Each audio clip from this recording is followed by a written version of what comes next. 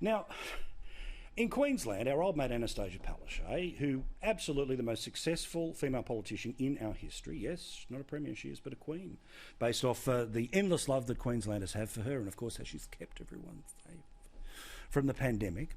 She wanted to tell Queenslanders during the election campaign that there's no real problem with the economy, there's no real problem when it comes to tourism, because there's so many people going on holiday who are Queenslanders who are keeping the tourism industry alive. So I hope this gives Queenslanders confidence to get out there and enjoy their state. We've been able to do things more in Queensland because we have taken those proactive steps. We've kept Queenslanders safe, and that means now that Queenslanders can enjoy Queensland can enjoy Queensland even more. State of origin is a football game.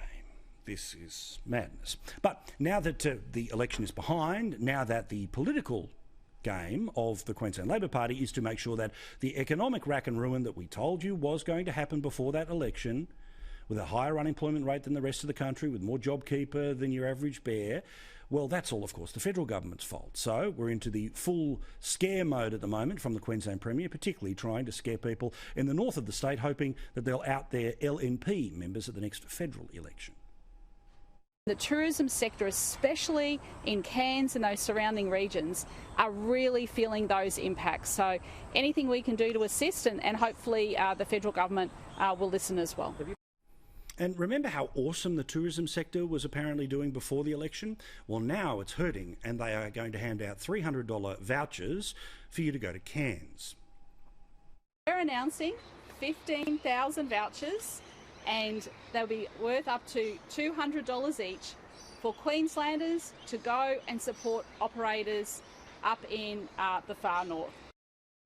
Because everything's awesome that we have to pay you to go and help, as opposed to making sure that people from the rest of the country can come and help. Come on.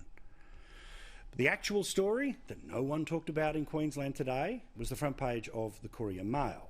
It tells you how things actually work in Queensland, how really it could be called the mates rate state. Because apparently, according to this story, and we'll talk to Peter Gleeson about it a bit later in the show, 1 in 10 of the 166 people who work at the Queensland Rural and Industry Development Authority are related, leading to claims of nepotism. In 2 cases, 3 members of the immediate family are all employed by this government department. There are also at least 6 other cases where husband and wife, parent and child, or siblings are all employed within the office. Here's the Premier of the Mates Rate State.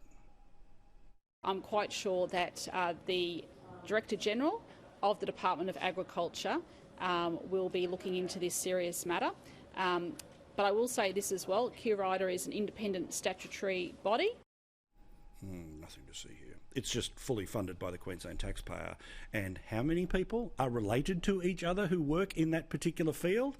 Now, I get it, there's the family business, but last time I checked, being a bureaucrat, and a very specific bureaucrat, is hardly a family business.